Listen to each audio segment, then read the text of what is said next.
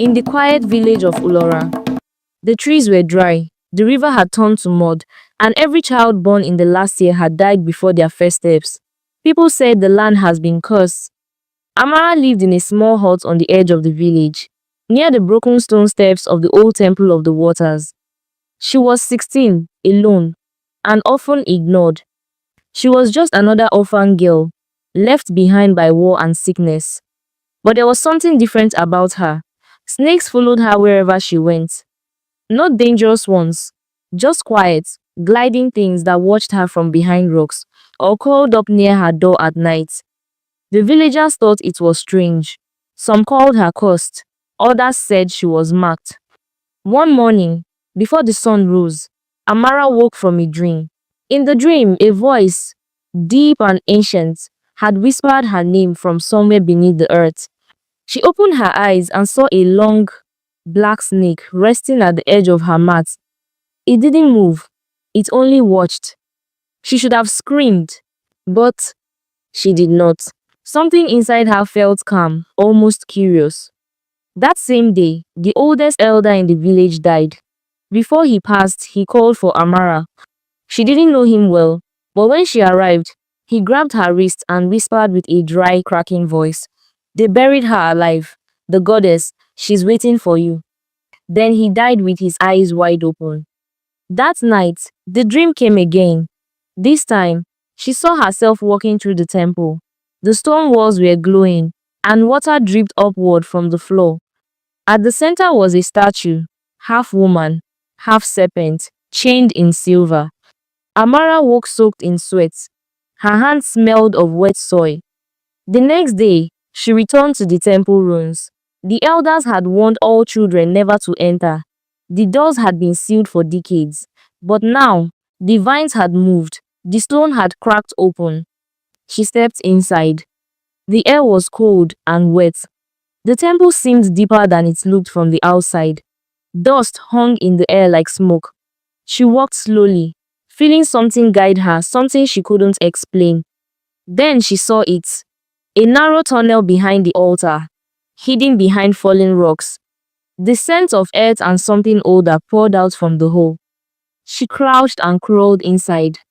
The tunnel went deep, far below the village, far below the earth. Her fingers touched carvings in the walls, shapes, eyes, scales, a crown. Then suddenly, she slipped. She fell forward into darkness. She landed on stone. When she stood up, she saw it.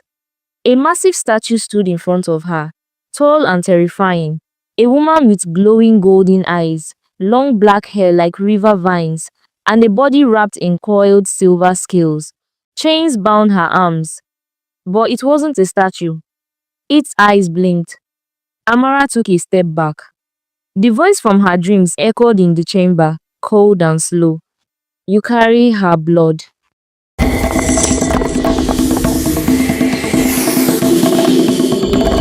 Amara stood in front of the giant serpent woman, arms bound in chains, scales shining like metal in the faint blue light.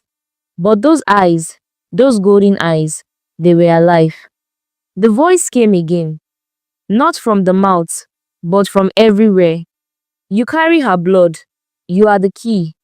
Amara backed away, but the tunnel behind her had vanished.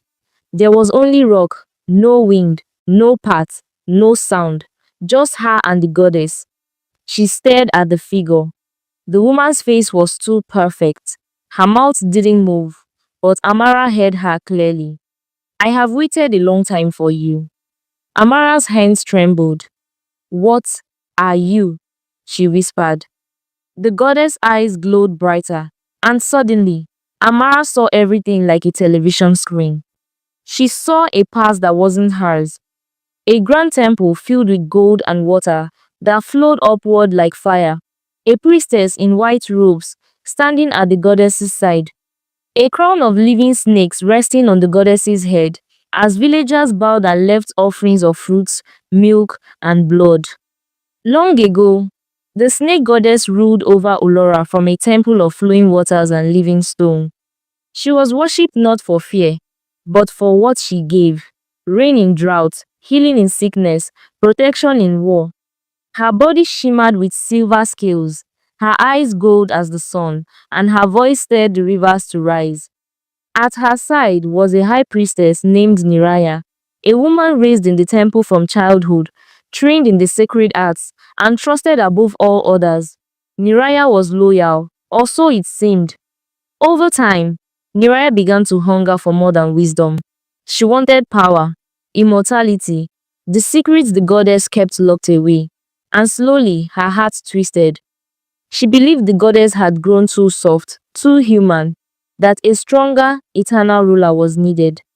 So one night, under the light of a blood moon, Niraya carried out her plan. She prepared a sacred ritual, claiming it was to honor the goddess. The temple was filled with chants and offerings. Snakes coiled peacefully around the altar, sensing nothing. The goddess appeared in her full form, half woman, half serpent, and stood before the priestess radiant and calm. Then Niraya stepped forward with a ceremonial dagger, pretending to offer a blessing. Instead, she plunged the blade into the goddess's heart. But the goddess could not die. She let out a scream that split the sky. The winds howled, and every flame in the temple died at once. Her blood turned to silver and spilled across the floor, twisting into chains that wrapped around her own arms, locking her in place. With her final breath of freedom, the goddess cursed Niraya's bloodline. May none who carry your blood ever know peace. May your line serve as the key to my return, and when I rise, I will rise through you. Niraya tried to flee, but the temple itself turned against her. The floor swallowed her body, the people ran away, and the temple became sealed. Amara fell to her knees, gasping.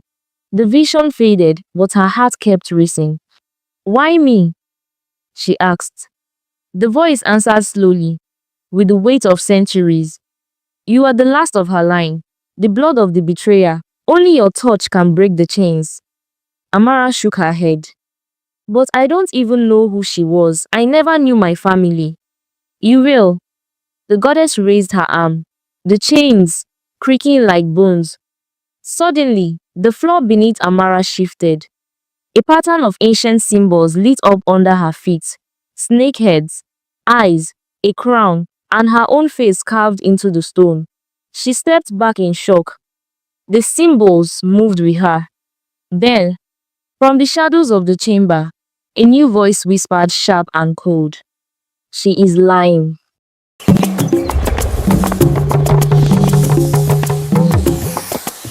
After the sharp voice whispered, she is lying, the goddess' eyes flared with anger.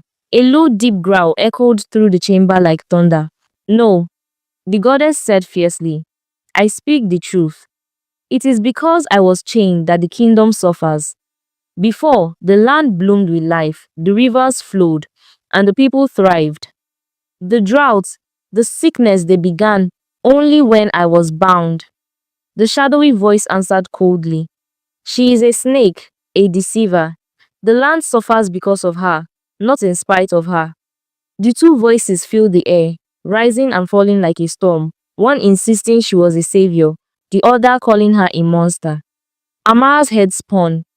She sank to her knees and covered her face with shaking hands. I just want to go home, she sobbed.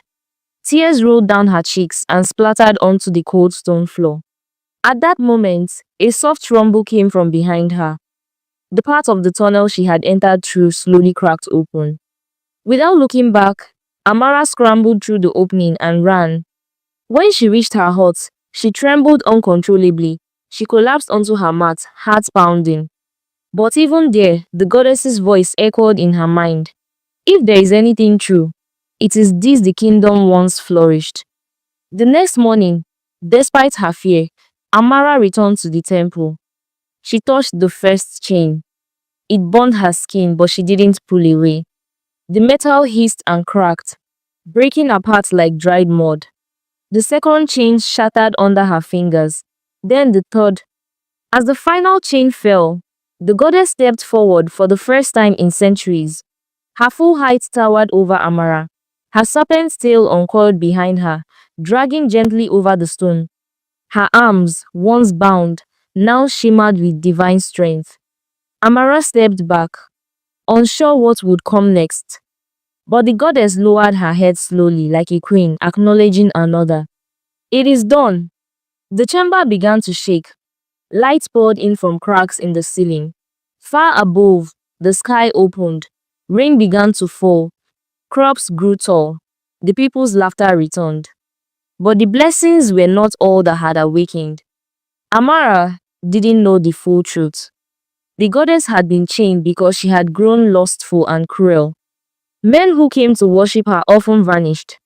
Those who returned were weak, sick, and broken. She took human form to walk among them, beautiful, irresistible. She seduced any man who caught her eye. For the men who didn't fall for her seduction, she took the form of their wives or lovers. Then they fell ill and died.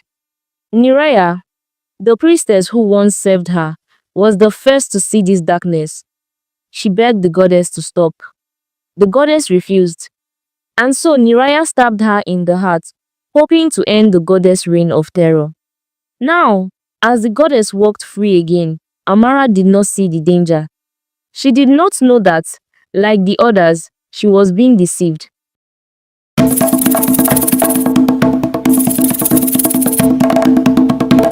When the rains returned and the fields grew green again, the people of Ulora rejoiced. For the first time in decades, the village bustled with life. Children ran barefoot through the streets. Women sang songs of thanks, and the river sang its ancient song once more. Amara stood apart from the celebrations, watching the joy she had helped bring back. They didn't know what she had done. They believed the gods had finally shown mercy. But Amara carried a secret burden heavier than any crown. Days passed, and the temple, once sealed shut, stood open, its dark entrance like a wound in the earth. The goddess was free. One morning, an old woman shuffled past the temple ruins on her way to the village market. Her eyes, sharp despite her years, caught sight of the broken gate swinging in the wind. Her breath hitched. Without hesitation, she hurried back to warn the villagers. Panic spread like wildfire. "We must prepare," the elder said. "The goddess has returned." Amara wanted to stay away from the temple, but something kept drawing her to that place. When she next returned to the temple, the air was different, thick and charged, as though the stone walls themselves were holding their breath. The moment she stepped inside, she knew something was wrong. The goddess was waiting. She stood in the center of the chamber, her tall form wreathed in shadows, golden eyes burning like embers in the dark. "So the blood of Niraya dares to return," the goddess said. "Your ancestor was the one who betrayed me. She stabbed me in the heart, thinking she could end me, and now her wretched bloodline stands before me again." Amara's throat tightened. "You said she was the traitor," she whispered. The goddess smiled slow, cruel. "That's what I wanted you to believe." The goddess told Amara the truth of what actually happened. The voice that tried to warn Amara was the voice of Niraya. "And now, child of Niraya," the goddess said, as she took a single step forward, her serpent's tail scraping against the stone, "I will finish what she could not." Her hand rose, silver scales rippling along her arm. Power surged in the air, heavy enough to crush Amara. But before the strike could fall, Amara shouted, "Wait!" The goddess's eyes narrowed. "I am nothing like Niraya," Amara said quickly, voice shaking but steady enough to hold the goddess's attention. "The villagers have treated me like filth all my life. They called me cursed. They spat at me. You think I care if they burn? I want my revenge too." The goddess paused, lowering her arm slightly. "Revenge? Yes," Amara said, her heart pounding. "And I can make it easier for you. I've seen you walking among them in human form. Beautiful, irresistible. Or why waste your time hunting the men you want when I can bring them to you?